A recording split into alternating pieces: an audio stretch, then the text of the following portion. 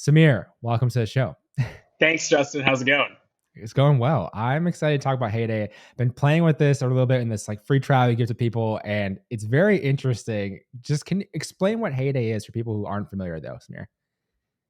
Um, Heyday is basically an assistant that tries to like capture everything that you're doing and then tries to bring that back to you at the right moments. Like our goal is to be like an artificial assistant for your memory. And kind of for the folks who don't love to do all the organizing, we try to like do it predictively and bring it to you at the times that we think it'll be most useful. It's definitely a fascinating product, and one of the things on the website it says it's like close all your tabs. Like, no, seriously, and you're just like, yeah, because everyone has like I have like tabs of tabs right now. I probably have like 100 tabs. So like I understand the product. There's obviously a clear need for this. Take me through the inception, like the beginning of this. Why start this company in the first place, Samir? Oh wow! This is currently Heyday is currently is like a pivot from a previous company Sam, my co-founder, and I worked on called Journal. And so both of us had started on Journal like 4 plus years ago. And my background is in machine learning. I'd seen I'd been head of machine learning at a company called Mattermark where we'd applied some like novel machine learning to search problems, and then we were like excited about trying to apply that kind of technology to people's own information. Like everyone's got like stuff all over the place in Google Docs and Gmail and Slack and all that stuff. So like could we like make some a unique search experience for everyone across all the stuff, all the places that they have all their things in? And so that was like kind of like the beginnings of Journal. Journal became more and more undifferentiated, like Notion. I would say like Notion, but worse in many ways. And so we shut it down like early last year, and we were like, well, what do we want to do? We love working with each other, and really we were like, I think we're onto something. We've had tens of thousands of people like try Journal, but not like we weren't actually delivering on the promise or like the needs that they were looking for. And what they were really looking for was, hey, like I have friends who like love their Notion setup, their Roam setup, and like they were like they spend like hours on a weekend watching videos, like perfecting Yep. their setup to like organize their information. But I don't want to do that. And so like there's like a huge amount of people who were looking for something like that, but Journal really wasn't solving their problem enough for them to stick around. And we were like, okay, well, what if we went back to the drawing board on a similar problem, but just start from the the concept of we're going to be way more automated. We're going to try to fit in with your workflow rather than trying to have you like uh, learn a new app or a new place to like get set up, and we're going to take it from there. And so that's kind of like how Heyday started, and you can kind of see like how why we're so like extension heavy. Okay, there's something I want to unpack there though, because we can't just like gloss over that. So even with Journal, a lot of founders, it's like, at what point do you shut down? At what point do you pivot? When do you change? Just take me through at the time you shut down Journal, the conversations with you and Sam, what you were talking about, where the company was at, where you're like, all right, we have to shut it down because it's not an easy decision to like stop something. Just take me through what you were seeing at least at that time. Yeah, I mean, so we'd gotten to this point where we were like we were figuring out like ways to bring in lots of new users, and we were getting like at one point like tens of thousands of monthly active users. We'd even like raised a bridge round between our seed and we were hoping our Series A, and like at one point we just realized that actually it's just like these all these users are eventually churning off, and like Yeah. they're not sticking around, and we ourselves were just like not as excited about where the product had evolved to because it had become more and more like all the other products like all Yeah. the Yeah. other productivity tools. And so Yeah. like it was both like a mix of, honestly it was probably too late, we probably if we were being less stubborn or like didn't want to like I don't know, make it work. We probably could have paid attention to the signs even earlier than we did. But the signs were basically like it wasn't catching, like the engagement wasn't catching. And it Yeah. was a freemium tool. One of the things that we did with Heyday from the get-go was it's a paid-only tool with a free trial. Whereas like Journal was like a freemium tool where we have like tons of people try to use it on a free basis, but then like very few of them converted into paying users. With that decision too, so everyone's gonna go through that same type of thing around pricing, business model, et cetera. So you knew from the beginning, you're like, "Okay, Heyday is gonna be paid, we're gonna have a free trial." That was clear. Did you know right away with this idea what the product had to be? Like, I'm just curious the progression of that over time, but starting with the beginning of it, like, did you know kinda what you already had to build? No, I mean, we knew that people wanted help with the feeling of lostness while they're like going about their day. Sometimes with like Yeah. they're doing a ton of research, like sometimes they feel like, yeah, I read about this, I can't find that thing, or like what else could be useful for me from my past work in this instance. And like the people who do that really well have like this system where they're tagging everything and everything's getting saved away and they can just like go look it up. But most people don't want to put in the upfront effort. And so like we wanted to help those people. Now how that would work, like we also, like I said, we had like a strong philosophy around it had to fit in with your existing workflow where you wouldn't have to like change your behavior too much to get most of the value. So Yeah. like we were from the get-go pretty like how do we extend people's existing workflows? So that part was pretty much kind of figured out from the beginning, but like the Yeah. rest of it is a lot of like, well, we could borrow a lot of the ideas that we had from Journal around search, and like we're really good at that. Like, how do we like instead of starting from complete scratch, like what can we use that did work from there? And like so, it's a mix of many things, and then the other big thing was we wanted to like the having it be a paid product gives us like a hard proxy for actually understanding if we're delivering value or not, right? Like, Yeah. so like, once you start seeing that kind of like actually work, and like having a decent conversion rate in your trials to paid, then you're like, okay, I think we're actually onto something. Yeah, and from that too, so you had tens of thousands of users though previously, so you already kind of had known that you had some data, some insights, whatever, users. Did you know, like, the segment that you were going after, and did you have a pretty clear idea of that when you started, or you just had to figure that out too as you kinda move along? Definitely had to figure it out. We had a hypothesis, right? Like we thought anyone who did a ton of research and like had to do something with that reading to produce something. But like that's a pretty broad set of people. So we started with some groups that didn't end up ultimately actually working out, like UX researchers, designers, and to an extent product managers. We thought would be like really great fits. But like the nature of what we are really good at is like bringing something back from like a decent amount of time back in your past. And it turns out like the way that the research being resurfaced from the past worked didn't really actually help designers, product managers as much because they were diving into one topic deeply for a couple months and then moving on to a different topic. And so if you Yeah. brought something up for them from like 3 months ago, it's like not as helpful as it is to like the like entrepreneur or like the writer, the VC who or investment analyst who's like keeping track of a single area of research for like months or years. And if you're bringing something back to them with that they read previously, that seems to be way more valuable.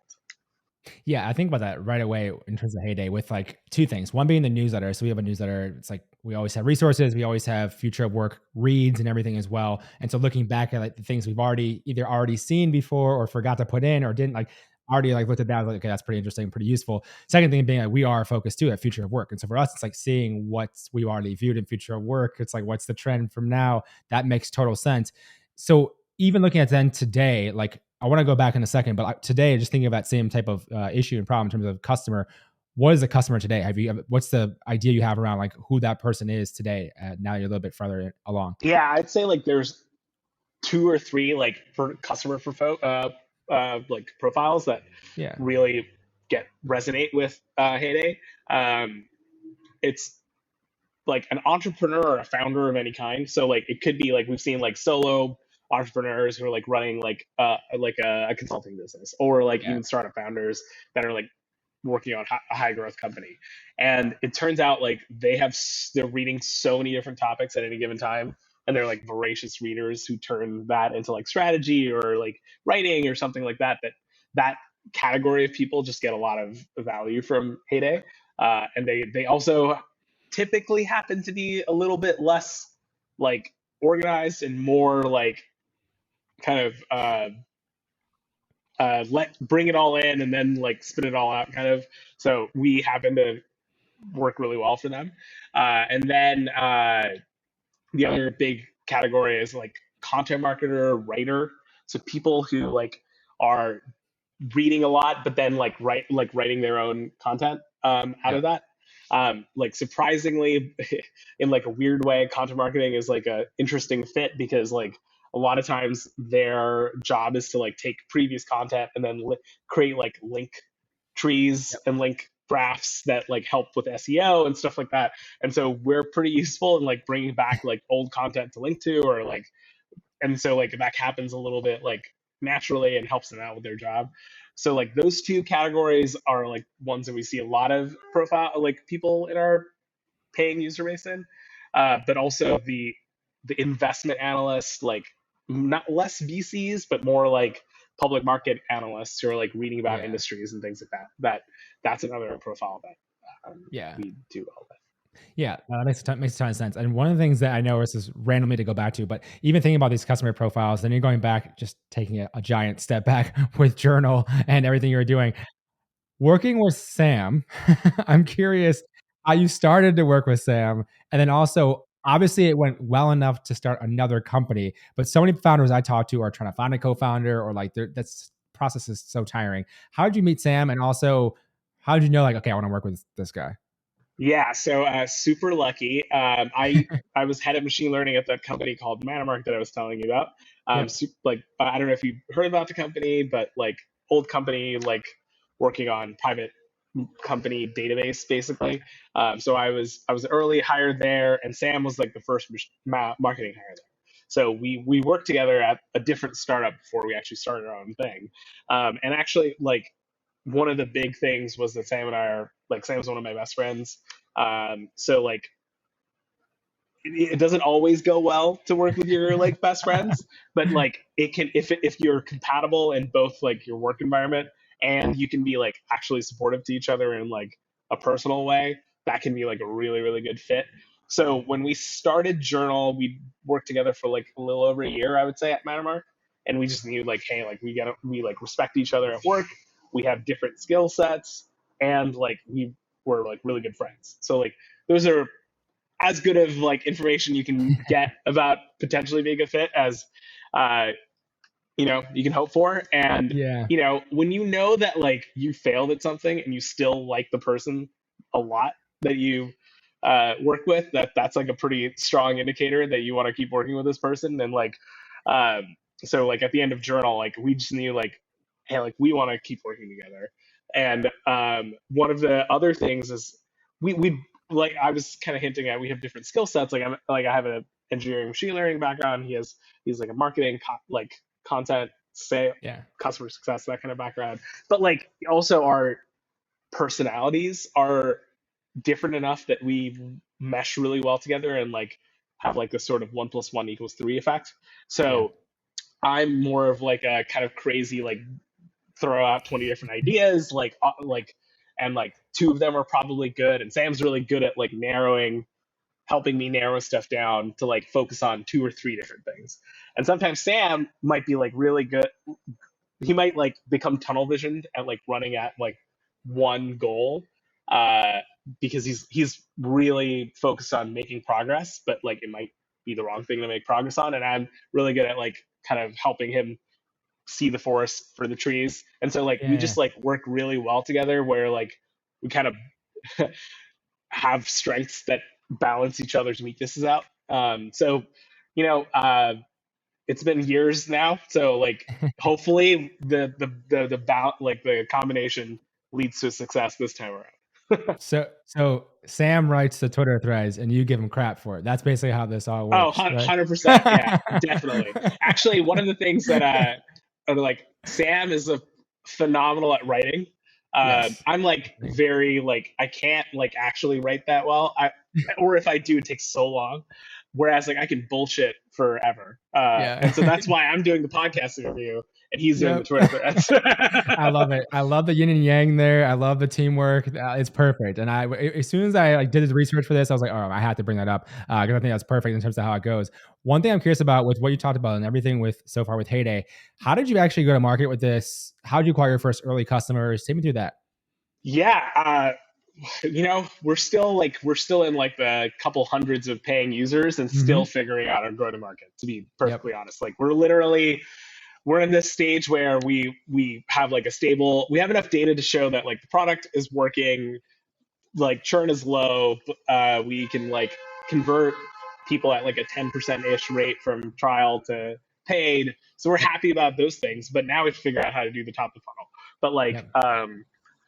the we kind of, I would say, like we have like our existing pool of people who like liked us from journal and from other like social media and like our Yeah. own channels. That was like our initial like alpha beta testing like cohorts.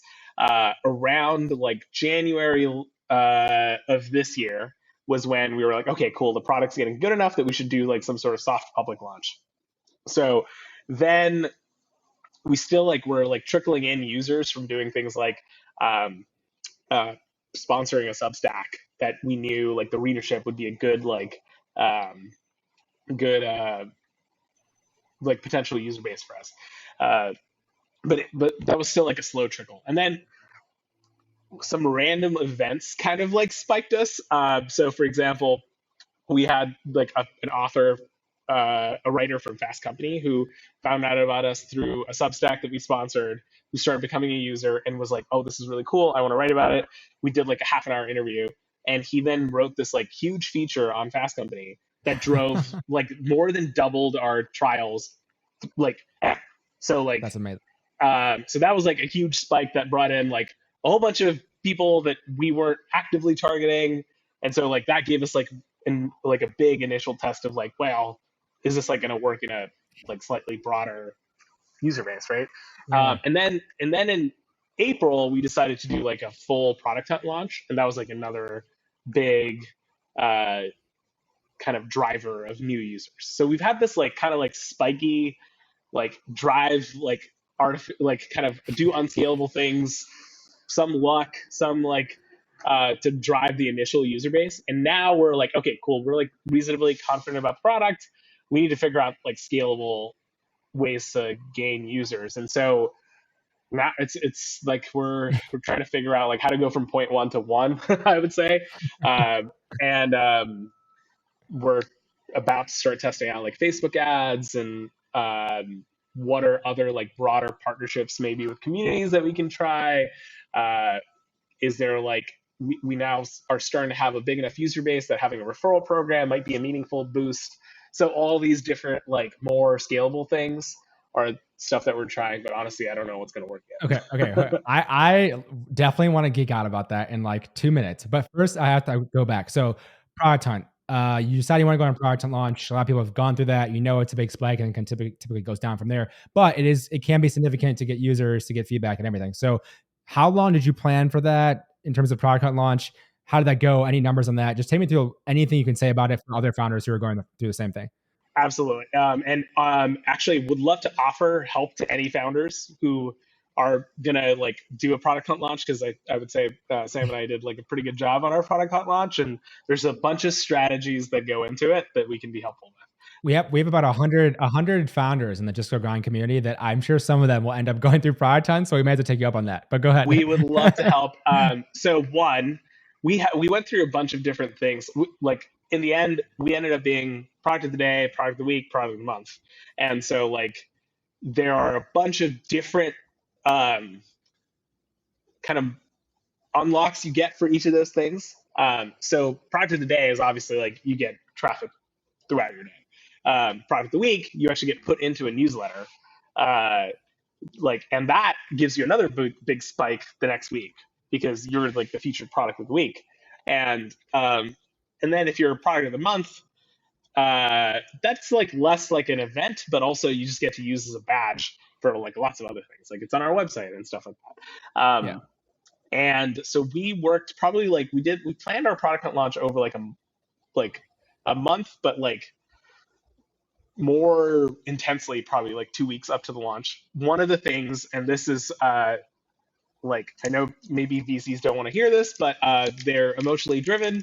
So we kind of timed our product launch to be around the same time that we were launching our fundraise, so that like if we managed to get like buzz going with the product hunt launch, it would definitely help. And I don't know if it like absence of data is, but like it definitely wasn't didn't hurt Of to course. have a really good product launch. And it's also like a great place to like have your existing customers drop quotes, so that you can like we've reused a lot of the quotes that they've put into Product Hunt on our website as like testimonials.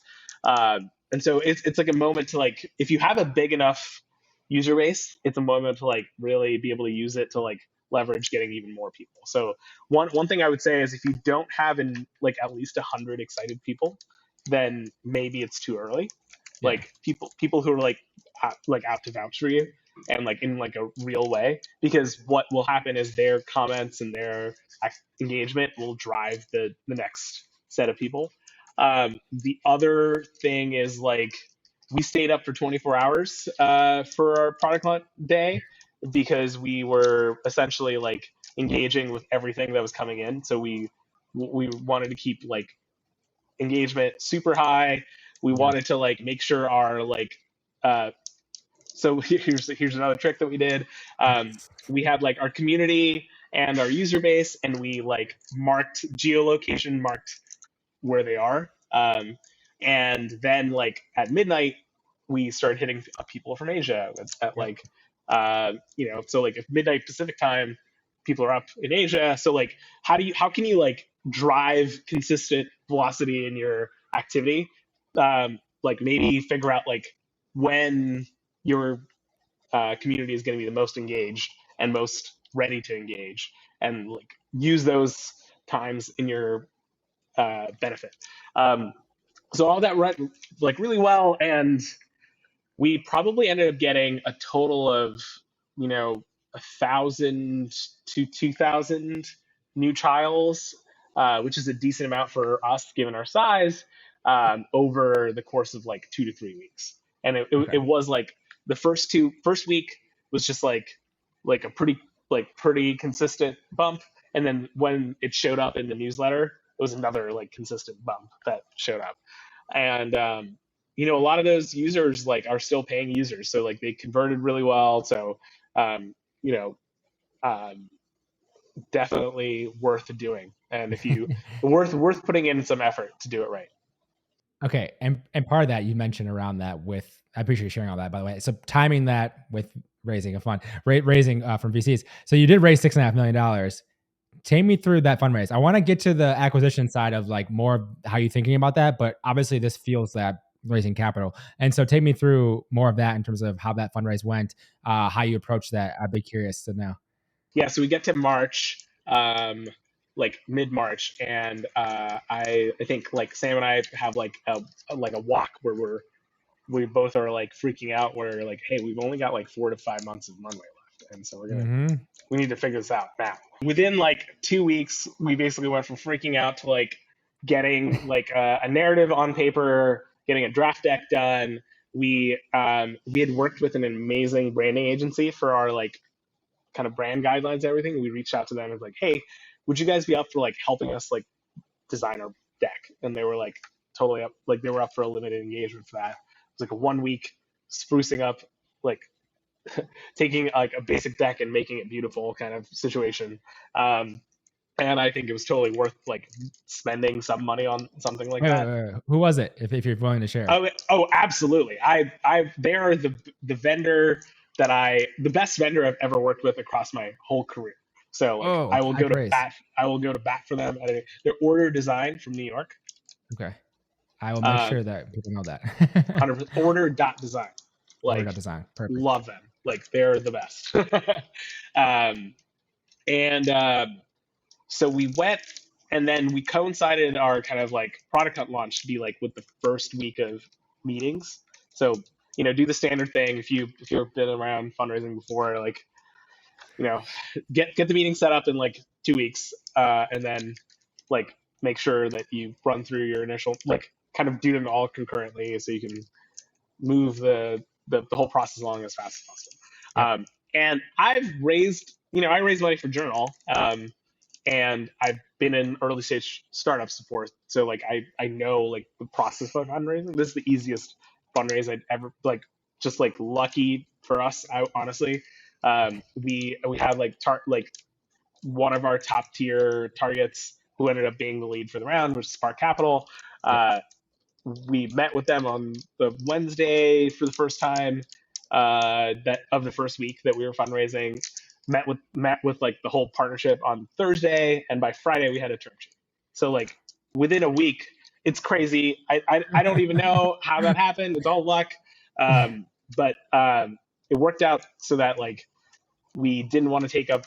We then pushed along everyone else to like move along quicker. But honestly, we spent more time with Kevin at Spark, and we're just like, we just love this guy, and like we just ended up finishing up the round really quickly.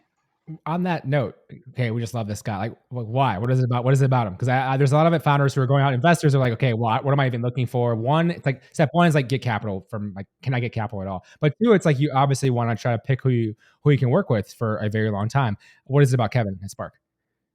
So one, it's I have an affinity and a bias towards VCs who've done it themselves before. So like, have they been operators in the past? So Kevin was an SVP at Twitter, like joined early on, and like had worked with them for like almost 8 years before he left to work at Spark. And from my previous experience at Journal, one of the most annoying things is to have an early like lead partner leave to do something else. So I was really curious about like, hey, like, Kevin, are you sticking around at Spark? Like, are we going to be working together for more than just 2 years, like max? And so like that we got a lot of clarity on. He's been doing it for like 7-8 years now. And he's like, yeah, I'm done with being an operator. I did it. I've got kids. This is like, I love like helping people like you, but I don't feel the itch to like go back to it anymore, which I know a lot of people do. And like, super excited for them, but it also makes it harder for a long-term partnership, right? And then the other thing is just like this like intangible quality of like, how well do you get along? So like, are you going to be like, are you excited to call them when you're in trouble, like for help? Like, are you like, do you like hanging out with them and like sharing in the good and the bad? Like that kind of stuff makes it so that like you're going to get more value from this person rather than kind of just like shooting them a monthly email or doing quarterly board meetings and it's like a formality, but you're not really like using them for anything else. And then the other stuff was just like, Kevin just got it, like what we were trying to do. He's invested in, like, Spark is invested in Grammarly. He's invested in other like productivity tools like Remarkable that I'm like a huge fan of. And so there's like a lot of like shared understanding of like what we're trying to do. Like I would say those are like the big things that like really made it. And like the other thing that I respect a lot is like someone who gets really excited and just moves fast. Like, so the fact that they can go from like first meeting to like do 2 more meetings and then do the like term sheet in like 2.5 days is like how we like to move for like how we hire people. So like I like the quickness of like moving through a process it was just impressive. So like it's cool to see. All of those things. Yeah. And especially like I mentioned, like if you can find that person that has, and the VCs that have that, or the operators, whether it be bringing in strategic angels for your round or whatever it is. So you have them on the table is important, but especially for your lead, clearly, because that's going to be a big part of what you're working with them on. And coming back to what we were talking about, going from this kind of one-off product hunt launch, like those types of things versus you're thinking about sustainable growth. Just take me through, because you're in it right now. So it's perfect. Take me through how you're even like starting to think about, you said you start testing maybe Facebook ads. Like, how are you even starting to think about acquisition as you're looking at getting to this point of more sustainable growth? I would love to hear more about that. Yeah, man, it's tough. Cause like, so, walk me through it, thought process. At the highest level, it's like, we need to like, we're a paid product, right? So like we need to make the numbers work. So our CAC can't be higher than our LTV, even though we expect our LTV to go up, like prices to go up, we're gonna have team plans, whatever. But like we want to be a sustainable business that's not like VC funded, but Default alive. Yeah, default yeah, alive. right. So like so we're like those are like the parameters that we set ourselves. It's like, hey, like how do we know what is a viable channel for us? It's that we get like enough volume with like the numbers actually working for us. And so like the problem with like their Substack strategy is like it's not enough volume. Like there's not enough eyeballs to like on across all the possible newsletters in Substack to even really make up the like we have a target for in the next 6 months getting to like 5,000 trials a month. Yeah. And so right now we're at like 600 trials a month. So that's like a 10x basically. So like Yeah. to get to like to 10x, you're gonna like need to figure out a channel that you don't have right now. I think Yeah. rather than like a channel that you can like grow in magnitude. Like we don't have. So what we're initially we tried to do the ads ourselves and found out we're terrible at doing ads, and also the software sucks and like it's just like a mess. And so we found somehow lucked into like talking to this like really great firm that we're trying out, and we're going to see how it goes, Yeah. who are experts at like running like creating new creative, running experiments, like figuring out what works and delivering on that. And like they we shared our like target CAC and like target like volume, and they're like, yeah, should be doable, and at least that's our like that's what we want to do. So like Yeah. we're working with them. If that works, that's well, we don't need anything else. Obviously all the other experiments we're still running because Of course. we can't bet on one thing and just have it work.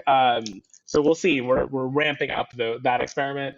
The other things that we're like, okay, well, what are like unscalable things we can do right now that might feed like the flywheel of something more scalable? So we're thinking, well, how do we? Are there communities of folks that we can engage with that will end up being like people who create some user generated content using Heyday? That once we have like shareable content, they will be people who will bring in more trials. And so we're trying out an experiment with uh, a few folks who like write on Twitter and they do long threads. Like, what if they were like either plugging Heyday or like using Heyday to collect information and saying like, hey, here's like a collation of resources that I use to like research for this thread. So like lots of like really specific things to like the generic like if ads work, they work, and like just kind of pump money into Keep going. it. Yeah. Like raise more capital and spend more on that. With the ads, I was at a paid acquisition company previously and had seen, how much they're testing creative, how much they're testing ads. And obviously if you're trying to do it in-house, it's a lot. But an agency costs a lot more. So there's that trade-off. Take me through like that in terms of finding an agency, deciding on that. And obviously if the numbers work out in terms of actually performing it, you're fine with paying it because you make more than you put in, so it's fine. But like, take me through even just deciding on an agency. There's obviously infinite number, but people have suggestions typically and stuff. I'm curious on how you find one. Yeah. So it's mostly like it came through a referral, to be honest, and then we Mhm. looked at like other, and we kind of like did like some background vetting and like found out like, yeah, these guys really know what they're doing. Uh, and like they'd worked on a lot of companies that are similar to us in like the kind of prosumer sort of product realm, Yeah, so they seem to like know that realm. What we were like in terms of like validating, like, is this like we basically said, hey, we'd love to run a 3-month experiment with you, and if you're hitting targets or getting close, like we'd love to keep doing it. And the way that we're thinking about it, it's sort of like over 3 months, it'll cost some amount of money, but honestly not that much. But it's like we kind of think of these as like bets that we're placing, and yeah, like um, and if the numbers can work out. So for example, like just going through like these are not exact numbers, but I'll just like example numbers. We're sure, saying sure. we want to get to 5,000 trials a month. we are like very okay with going up to, like, if we were doing this ourselves, we would be very okay going up to a $20 acquisition cost per trial. So Yeah. that would be like we'd spend $100,000 a month acquiring those users. Yep. And if the ad agency is saying, hey, we can get you down to $12 per LTV, and we're only charging like $20,000 a month, that means it'd be like $60,000 plus $20,000. And so they're actually saving us $20,000 based on like what the max that we would pay. And so if they can make that work, that's great. Yeah, There we go. Yeah. So you have to kind of like do the math. You got to do the math to figure out like, is this like worth doing for you? And then you say, is it worth taking a shot? Yeah, I was just gonna say that's like everything, right? It's just you're taking these bets constantly in startup world. It's just which bets are you gonna take when and like how much is the bet? And the nice thing about like working with an agency is that you're not using as much of your time to take the bet. Yeah. Which your time is maybe the most valuable thing. at a company of 5 people, it's like me and Sam's time is like the most valuable thing. And so if we can like have someone who are also way better than us at what they're about to experiment on, run the experiment for us, like, hey, like, totally worth it. Yeah, working with someone who's obviously done it for multiple clients, right? So it's like they have that experience across different things and have more context, which is helpful. One other thing is like to kind of tie to this in terms of, you mentioned like, a budget, for instance, you're spending with this, and mentioned raising capital earlier this year in 2022. Take me through, because this environment currently in 2022 is kind of crazy. Markets are kind of crazy. How did you think about runway? How much you need to actually raise for? Because there's been a lot of opinions on that. Some people are going crazy and saying like 3 years or 4 years, which is like kind of wild. But also some people are like, okay, well, the normal 12 to 18 months is like a little less than you probably should today in today's market. How did you think about that for Heyday though?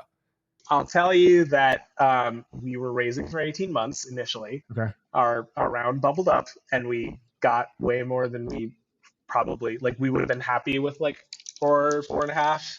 Yep. And we ended up getting 6.5, and we're not changing our like spending plan. So that's the equivalent of way more like 27, 20, like 30 months. So like we're getting up to this, like what people are recommending now. When we were raising was like the last, it felt sort of like you're running out of a burning building, or like a building where the bomb's about to go off, and you get out like right as the building blows up, and then you just like, you're not dead, but you're like a little shaken up. That's how it like felt like at the time. So we got really lucky in our timing, in that like it was the last maybe like month of like still not, I wouldn't say frothy, because like it's not like we raised like a ridiculous amount for our seed round, but like it was easier than it probably would have been a month later. So like I think a lot of it was just like, and we were at the time, we didn't know it was going to blow up. Like I wouldn't have been like, there were some signs, a lot of people were talking about it. You never know. Everyone's been talking about like the bubble bursting for like 8 years now. So like, why think it would be now? Anyway, so it was mostly planning towards the standard cycle, getting lucky and being able to raise more, and then saying, you know what, we're not changing our spending plans. We just get to reserve. And that way, if we, our goal is to hit like Series A fundability within 15 months. Yeah. But if we take longer, or if we hit it, but like the market is still not great for Series A, hey, we can just wait. Or flexibility with that. Yeah. Wait, why didn't you just raise $350 million from Andreessen? Why didn't you just do that?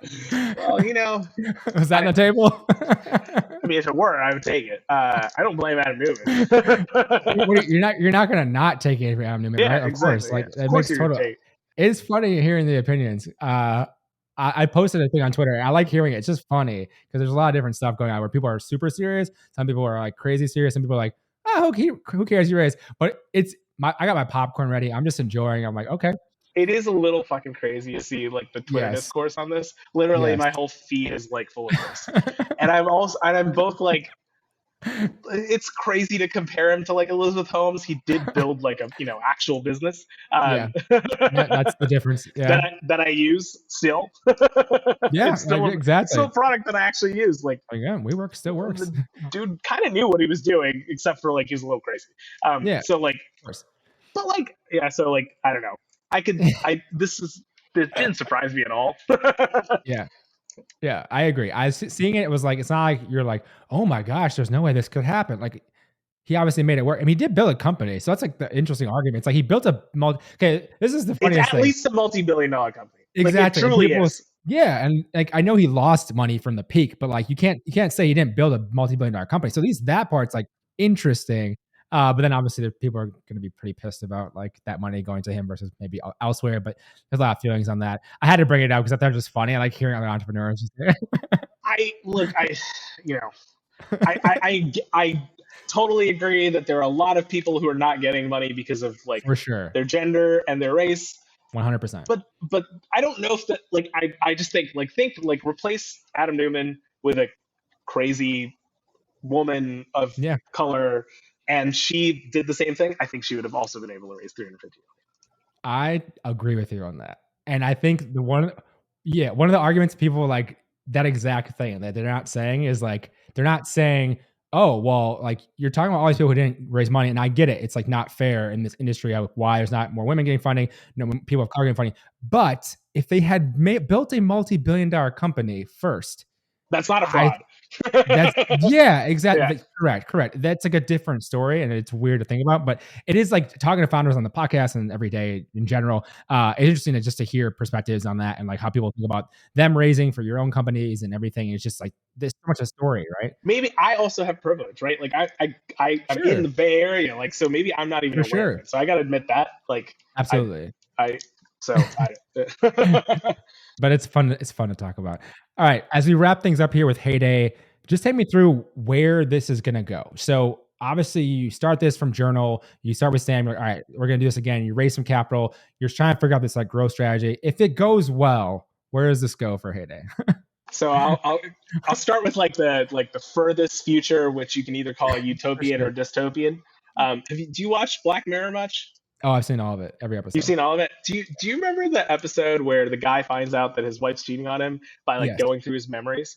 Yeah, going Like back. Yeah, yeah. yeah, so like that but like smarter is what we want Hated to be, Oh, I where you love can it. like go back through every like our goal is to be like the memory assistant. So like problem with that in my opinion was that it recorded everything but it wasn't great at like surfacing stuff. You have to like actually do the work.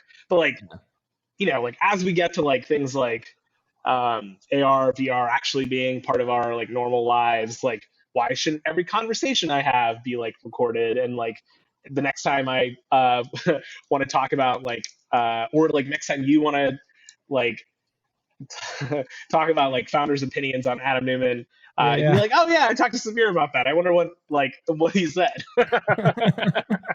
And like now you can do that with like Zencaster auto transcribing. Maybe that'll like, but like in the near future, we can do things like taking this like audio transcription and putting it into Heyday. But like in the longer term future, it's like everyone's like audio stream is always being saved and processed, maybe in video streams and things like that. And that's like one like that's like a product angle. The other like more like angle of like how do we like get value for our information, we're really excited about this concept called hive mind. So think like right now Heyday brings back your own research from the past. Yeah. What about like, hey, teams of people like Sam, me, and you are on a team, let's say, and I start looking into um, fundraising, and let's say I've never read for whatever reason anything about fundraising, but you have, and Heyday can just like bring up like, hey, like looks like you haven't done any work on fundraising, but like Justin's done a whole bunch of reading, and here's like what he found last month. And that way, what we want to do is like help people in trusted smaller groups be like a hive mind for each other, where they can like learn from each other ambiently rather than having to like actually like share like active knowledge with each other. Like Yeah. that's like this like medium term that we're excited about, and that can like extend in so many different ways. There's like obviously like companies as like the hive mind, that totally makes sense. But like it could be public groups too. Like if you've got like a community group where like people are like interested in the same thing, they could be part of a hive mind. So we're excited about like both like the product aspect, like getting more and more like this AI that is like getting as much from your memory as possible, but then the aspect of both collaborating on that, sharing that, and then you know having the business model leverage to work with companies to be like, hey, like you can install like this hive mind, and like here are the benefits. Like, and a simple benefit would be like a new person onboarding onto a company would instantly be able to like, when they're searching in Google for like Wi-Fi, I don't know why, like whatever, like they can search Wi-Fi password, and like without knowing where that doc is, it just shows up. Yeah, that's interesting. I think there's a lot of applications, obviously, to that. And like selfishly in venture, that makes a lot of sense for teams who are trying to understand different things about industries. That makes a ton of sense. The audio part, again, selfishly for me, podcasting so many times is like 300 something episodes in my show, 60 something the other show, like 400 plus episodes I've done. And to be able to go through the audio of all of that, to be like, who talked about go to market, and everyone pull it. That is incredible to think about that being a possibility at some point. Yeah. Yeah. That would And be like, interesting. yeah, we're excited about all these kinds of things. We're like, where are we missing like valuable things to resurface for people right now? It's like conversations and like, yeah, I mean, conversations is like a big one. So Yeah, like that's massive. whether it's like a podcast or like, even just like one-on-ones and like all of these like different conversations that you have on a daily basis. Okay, we're gonna have a part 2 when you've done that, and so we can talk more about that. Because Fingers crossed we get to it. Yeah, exactly. We'll find a way to make sure you do. Where's the best place for people to learn more about Heyday and connect with you as well if they'd like to? So I would say Sam and I talk about a decent amount of Heyday on Twitter. So if you wanted to follow us on Twitter and be more of like follow us on what we're doing, that's a good spot. We'll link it up for sure. And then obviously our website heyday.xyz is like a good spot to find out a little bit more about what Heyday does. Perfect. Thank you for your time today, Samiur. Really appreciate it. Thank you so much, Justin. Have a good one.